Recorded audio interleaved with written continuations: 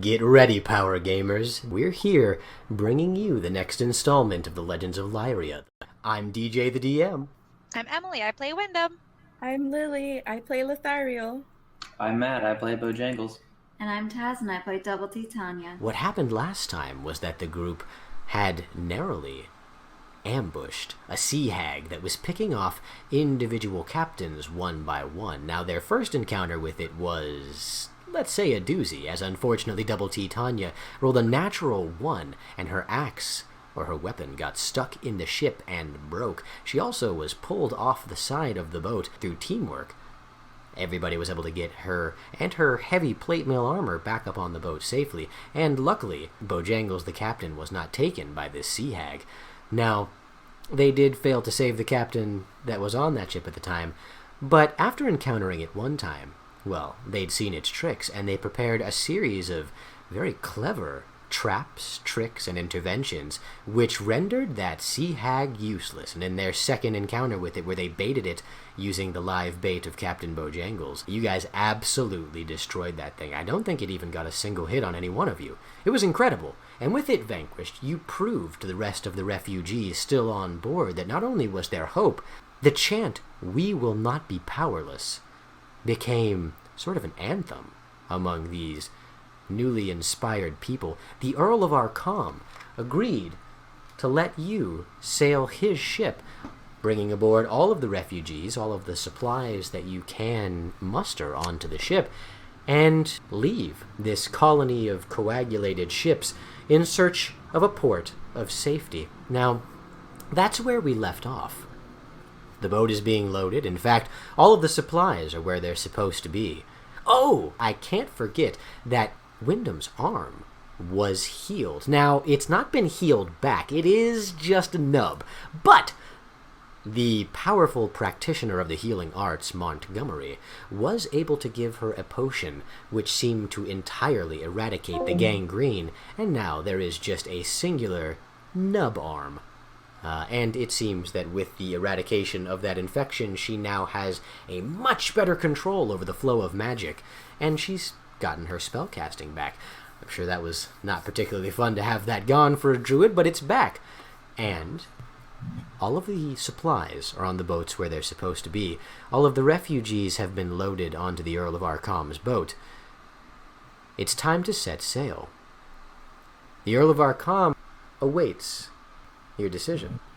What do you guys do? Well, we gotta get started and make sure that we move everything over. Let's go around and, gather all the supplies that they have on this kind of makeshift island of boats. Oh, yeah. Yeah, in no time flat, you guys have gotten all the supplies that you could scavenge from any boat. Now, you can tell the Earl of Arkham's boat had a decent amount of supplies to begin with, but what you guys have scavenged from this strange collection of boats, you should have absolutely no problem feeding everybody for the entirety of this journey. Now, the only question is, where are you going? Well, the Earl of Arkham said that if we do all this, then we have to go back to Arkham. So I guess we go to Arkham. Fair enough, yeah. It's the only real option right now. Well, the Earl of Arkham did suggest it, and considering he's the only person who seems to have an idea of a heading, you guys take him up on it. And considering he's an Earl, I mean, what better way to be welcomed back into a city? With that, you guys cast off, and you make your way into the sunset. It's definitely more crowded than last time, and perhaps you have memories of the time before when, sadly, you had to flee your home island. But they fade in no time, as there's just so much time on your hands. Bojangles, you know that the heading towards Arkham, with the current speed of a ship like this, you can make it there in about a month, which is just the amount of time that you will need to avoid sailing during the stormy season. It's good news. It means you guys won't definitely die at sea. There's about a month that you guys have of time. Tell me, what happens? I want to see what sailors there are in this group of refugees. Like, not, oh, I worked a dinghy, but actual sailors, if any. And if there are any actual sailors or not, I would like to like kind of pick out the hardiest men amongst them, women as well, and start training them to be real sailors. Right. Go ahead and roll for me a water vehicle check. Now, this is to start training them. You find that there are maybe among these 60 or so refugees, a large portion of them, maybe, well, 20 of them, do have some experience as sailors. Others of them, perhaps they worked in the galley, perhaps they mopped things. It's not particularly the skill set that you're looking for. But there are about 20 or so individuals who are eager for training. After their captains had been picked off by the sea hags, they had been left in a state of helplessness. And with the chant of "We will not be powerless," the thought of learning to captain for themselves is very enticing. What did you roll? I got a 17. Ooh, nice. Okay, so you find that training them is somewhat difficult, but with time, they do start picking things up. You notice that some may have more of an aptitude than others, but they all seem to be trying their hardest, and you do get a crew that can man this ship quite well by the end of it. Certainly by the end of 2 weeks they've learned the basics, and then by the end of the month they seem to have mastered those basics, at least to do one, possibly even two positions, well enough that you have no fear of capsizing or damaging the boat in any way. Well, last thing I'd like to do with this month is, I just want to ask the Earl of Alcom what the name of the ship is. Bad luck to sail on a ship if you don't know its name. Ooh, very true. We'll call it the Maiden Alexandria. Maiden Alexandria. You got it. Matt, I know that you were just training sailors, but would you be willing to try and get me up to officer level? Oh yeah, definitely. I mean, I think there's a lot more you can learn on a ship this size as well, as opposed to the little dinghy we were sailing. Wonderful. Then I would like to learn more about Maiden Alexandria. No, you're definitely the first mate. We already figured this out. Oh, I'm first mate! Yay! You can help me get all these people online and teach them how to scrub the deck, clean the holes, adjust the sails, stitchings. Yeah, excellent. So, I like that idea. As you train these 20-so-odd crew members, you also train Lythiriel. Now, she had picked up quite a bit from the times that you had sailed together before running into this refugee colony, but it's entirely different to sail a boat of this size. Go ahead and roll for me another water vehicle check, but this time at advantage. Respect the hog, says name it Stabby Steve. Oh man, that is meta, but I love it. 23 on both rolls. Oh my god, well done. Okay, so there's a reason this training takes up your entire month, Bojangles. It's because not only are you training those 20 crew members, but you're also training Lythiriel, and Lythiriel is observant and persistent. She does not stop until she feels like she accurately understands the role, the purpose, and the why behind each function on the ship. Well done. Lythiriel, if I remember correctly, you had already had proficiency, your proficiency in water vehicles after the last success. Is that right? Yes. One last detail I want to add in. Mm-hmm. Since Lythiriel is training with me, I'd say after maybe after the second week into this month, I would start dictating orders to the crew through Lythiriel, so she can start building that respect among them. I'm a leader! It's all I've ever wanted to do! So, yeah, you are able to issue these commands to Lythiriel. Lythiriel, roll for me either a persuasion or intimidation to see how you command the crew. Do you lead with benevolence or fear? Okay, I'm gonna roll persuasion, and it is a 14. Ooh, okay. Well, I will allow you to roll with advantage. Oh, good. So persuasion again, and it's a 23. Oh my god! Ooh, 23 is a popular number tonight. I Yeah, see it it! Wow. Well, at first, it seems that the crew don't respond very well to you. You're not sure why, but you take a little time and you start thinking about it. You realize perhaps it's something to do with your position.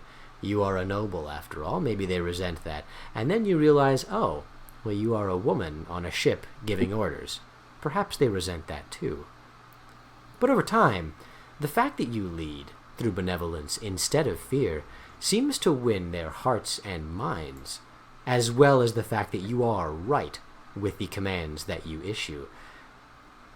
It takes you a couple weeks, but you definitely have the respect, not only of those who serve directly under you, those 20, but also of the entirety of the ship. They're all grateful to have an incredible captain and a very persuasive first mate. Well, since she's going to be everybody's friend, I'm going to be very curt with the men. Perfect. Bad cop, good cop here, right? Right? Yeah, You can be everybody's friend. I'll be the one actually in charge. that's perfect. Excellent. So, with that, Lethiriel, is there anything else that you want to do with this time? Yeah. I would like to talk to my fellow noblemen. Oh, yes, the Earl of Arkham. Excellent. Well, you've certainly got the time to do it. What do you talk to him about? I'm curious about Arkham and like what dangers await us there. Wow. Yeah, great questions. I'm really glad somebody asked that because, part of me as the mean DM was hoping you guys were just going to blind walk into that, but well done. All right, so you take the time, you approach the Earl in his very fancy estate quarters, and how does that go? I join him for dinner, and we just have a conversation, a good noble-like conversation. Yes. And I ask him like, so why did you run away from your land? Well, you must understand, I live with the dwarves and the twin peaks of Arkham. I thought, as the dwarves did, that our stone protected us. It seems we were wrong. There is some sort of monster, I know not its name, but its eyes were capable of burrowing through the stone itself, and it had very many of them. It could disintegrate its way through the stone with little effort, and so our defenses meant next to nothing to it. I was awoken in the middle of the night, along with my brother, to the sound of dwarven screams. I must explain to you, perhaps, that dwarves are a very hearty people, very stalwart, and so the sound of their screaming, well, it was certainly cause for alarm, and so we fled. I did not see the creature myself, but I know of no other ship that safely made it away. Can you tell me more about the stone that was supposed to protect your home? Yes, well, not only was it the stone of the mountains of Arkham, but additionally, the dwarves of Arkham have a very precious resource called Arcanite, which is what they use along with mithril and adamantine in order to forge magic weapons and items of that sort, armor and bows, swords and axes and the like.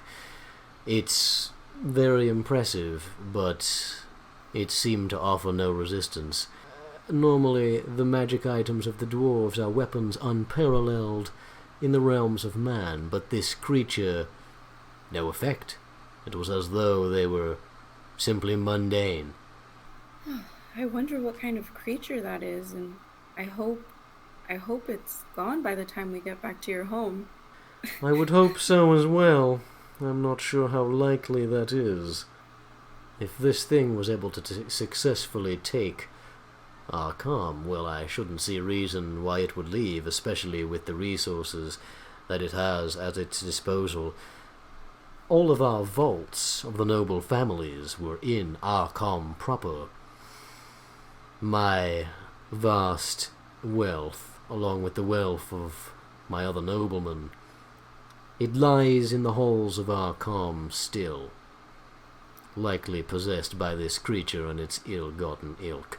Well, it sounds like we have our work cut out for us then. Don't worry, nobleman.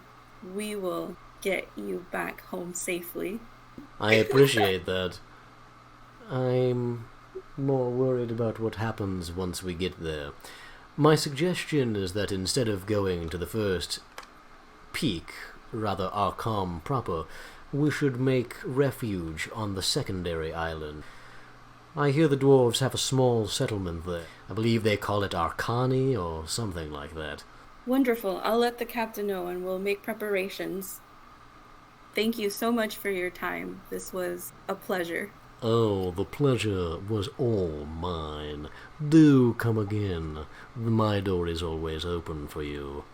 Okay, so after that very interesting talk, I let Bojangles know that we're not headed to Arkham. We should head to an island because there was a very horrible creature that had many eyes that could go through stones and made dwarves scream. And I wonder if he knows about this in his travels. In the Legion, we mostly just fought sea monsters and other, like, pirates and other militaries. We didn't really go about fighting deadly monsters with tons of eyes that can barrel through mountains. That's just not my skill set.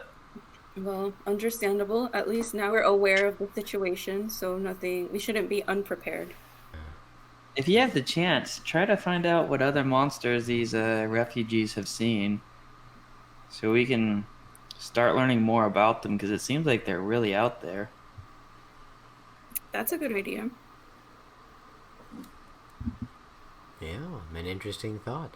As you sort of talk to the myriad of people that are on this boat, you guys certainly have a lot longer to spend with them and hear their stories. You remember from dinner they had mentioned a sort of creature that was an amalgamation of eyes. This seems to be what they were talking about. Likewise, they had mentioned frost giants who would leave the northern wastes and go into a state of glacial hibernation where they would float seemingly as glaciers across the sea until they encountered some unsuspecting ship or made shore upon some unsuspecting island, and then they would reemerge as frost giants and lay waste to whatever was in their path. Likewise, there seems to be tales of this tendrilled leviathan. Now, you get some very strange feedback about this one. It doesn't seem capable of leaving the water, and it doesn't sound like a kraken. It just sounds very large and like it has a lot of tendrils. But what you hear that worries you most is that it seems to be able to lure people away from even dry land. Sometimes, some people say they never come back. Some people say they saw them again, but only in the water with translucent skin, unable to leave the water. It's a very curious thing to hear. Let's switch to Double T. What do you do with this time? I want to learn more from Dr. Montgomery and shadow him with being a doctor. Maybe I can be a better doctor. Ooh, yeah. One of the things that you noticed was that he seemingly didn't have any sort of divine magic that he was using to heal. Instead, he was making potions, and he seemed to be making them out of mundane ingredients. Likewise, when you required something to fight off that toxic miasma of the sea hag, he was able to provide you with tea tree oil and basically cotton balls, which was very effective. As you watch him and study him closer, you realize that he doesn't seem capable of magic in any way, which is odd for a healer. So, sure enough, you pay attention to him, you watch him closely, to hopefully better your skills of surgery. Yes. Go ahead and roll for me a medicine check. I'm going to give it to you at advantage, since you are spending a lot of time with Montgomery, and also tolerating his very specific accent. Alright, so I got a 16. All right, so a 16. You spend the time with Practitioner Montgomery. You learn quite a mixture of chemicals, or rather ingredients of mundane origin that can be mixed together and formed into a few poultices, a few potions. It seems very effective, and more so, you learn a lot about anatomy and how these different ingredients affect what. Now, in the church, you had more been instructed on how to use your magic, how to channel divine will. You didn't really need to know the mechanics of the human body. You needed to know the mechanics of your magic. This is like the opposite of that, and it is kind of difficult to learn. There's so much minutia to memorize, but you seem to have done it. Well done. So now, whenever you make a medicine check that is to stabilize someone without magic, I'm going to give you advantage on that, because of this entire month that you've spent with Montgomery. Well done. And then, before I move on, I also forgot to say this for Lyria. Because you held such a commanding sway over the crew, now whenever you interact with them, and since you have this expertise in water vehicles that rivals only the captain, you now have advantage on your persuasion checks when interacting with your crew. Awesome! Yes. Excellent. So, Double T, was there anything else that you wanted to do with this time?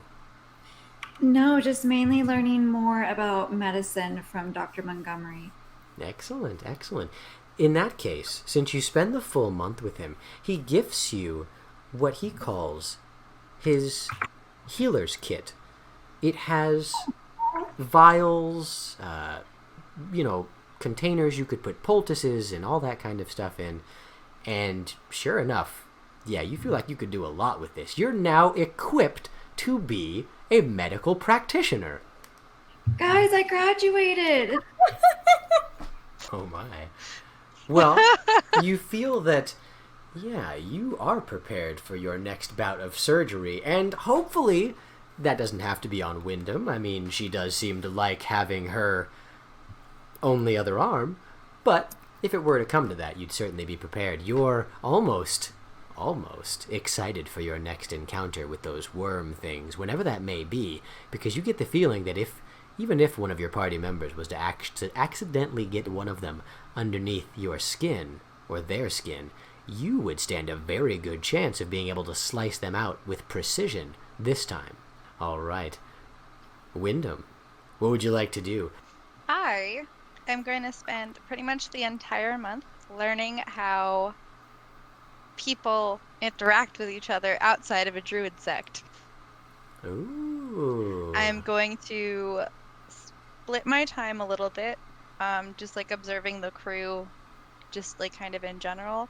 But I also am going to spend some time with the Earl of Archon to find a little bit about A, where we're going, and B, what noble life is where he's from.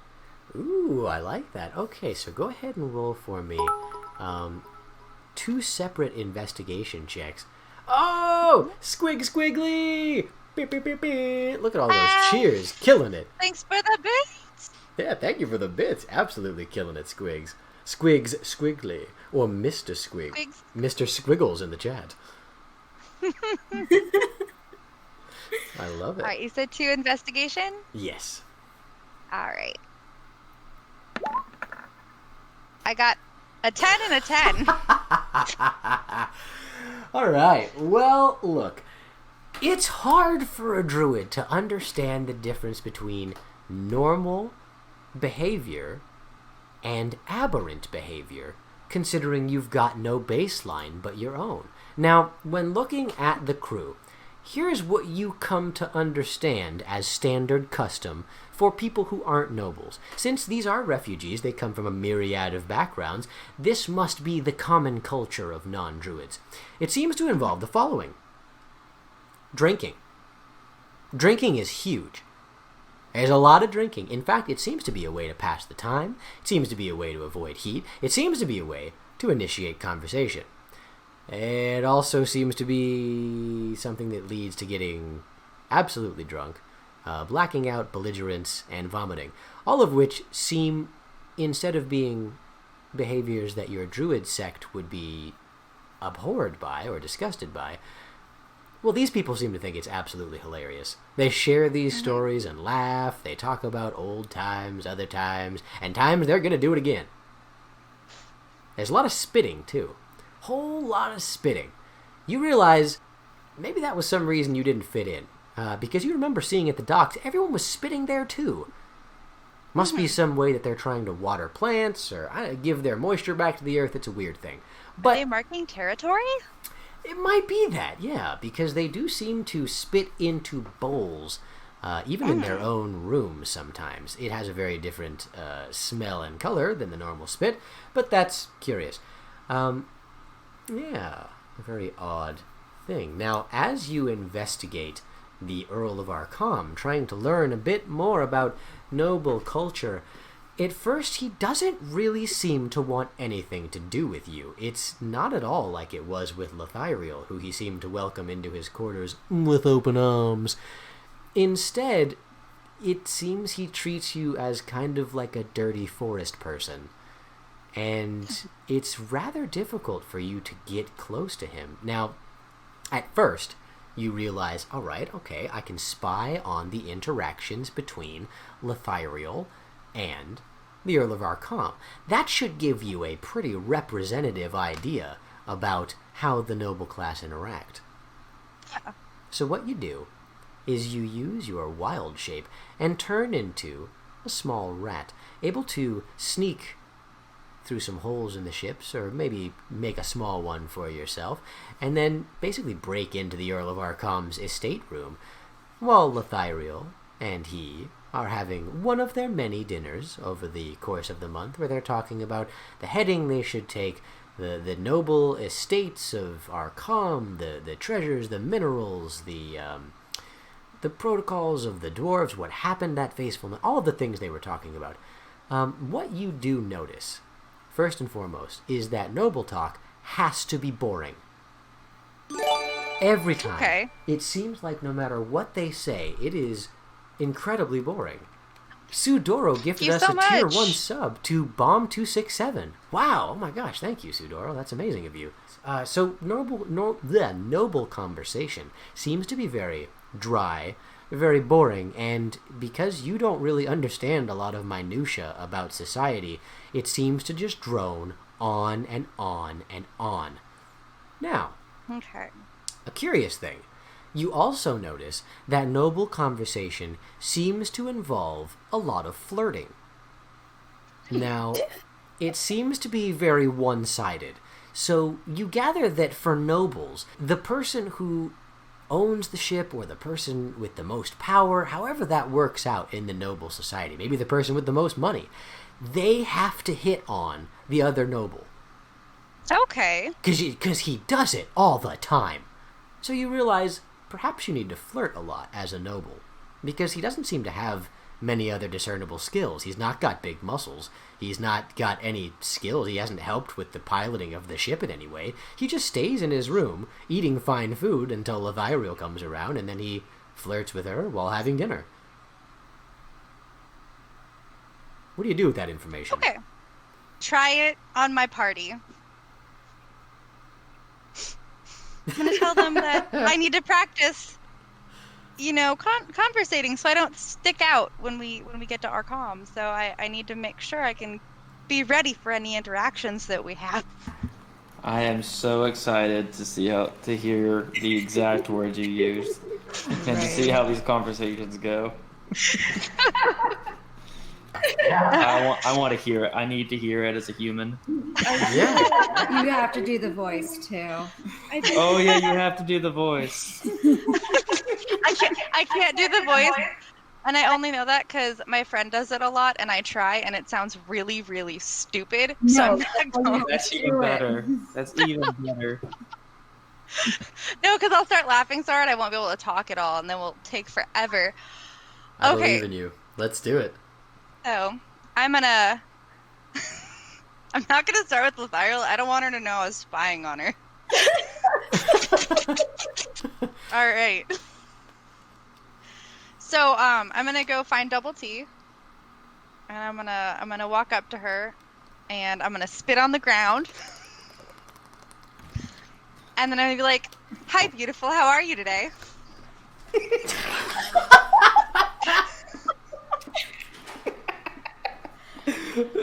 I'm just gonna look at you with a look of bewilderment, like stare at your spit on the ground, look up at you, and be like, I'm good, I guess.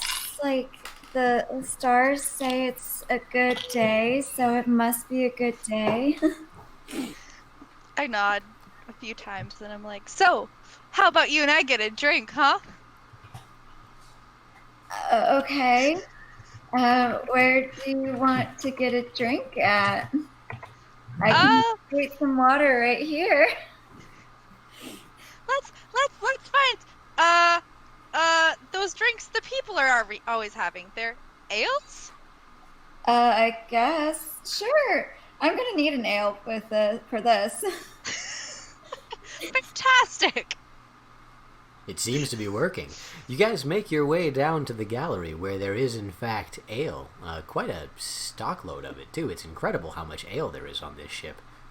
And surely enough, you are served as much ale as you'd like, especially as the champions of this entire crew. Alright, so I pull out my wooden my wooden tankard, and I get my fill, and then I start drinking it. Because, well, you know, you've got to drink it as fast as possible, right? To get the best effects. You sure do. Wyndham, have you ever drank before as a druid who lived in the forest? We had, like, some kind of fermented berry wine, but I wouldn't think it's the same as ale. Yeah, you had a beautiful, elderberry wine that you guys would ferment with a very potent alcohol level for druids. It was 1%. Look out. Now, this is a little different. I'm going to need you and Double T, if you're drinking the ale as well, to roll a Constitution save. I hope I fail it. Oh my god. I failed it. Oh my god. Wow. What's happening? All right, so let me tell you this about that. First of all, Wyndham got a natural 20 on her Constitution save to resist getting drunk, where Double T got a 5. So this is about to get weird. Okay. This is the best. Yes. So, Double T, you are not prepared for how strong this ale is. Oh no, I wanted it to be like Oh! that. If it Oh my was god! like- no. Crystal I Gem thought- 6? Wait a minute. Crystal Gem 6 just gave a natural 1 to Double T to resist getting... Oh my god! Okay, so we have a natural 20 to resist getting drunk for Wyndham and a natural 1 to get drunk for Double T. So, Wyndham, you are able to drink this stuff like a fish. You're not sure exactly why, but from now on, I am never having you make another intoxication roll again when it comes to alcohol. You and your druid ways, I guess I was wrong about that elderberry wine. That stuff makes your system fortified. And you are bulletproof. My god. Well done.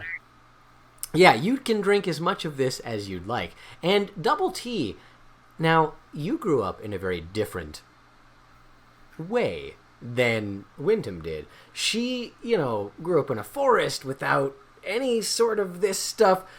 But seeing her drink like this you grew up in the Rat Pack. You know how to drink.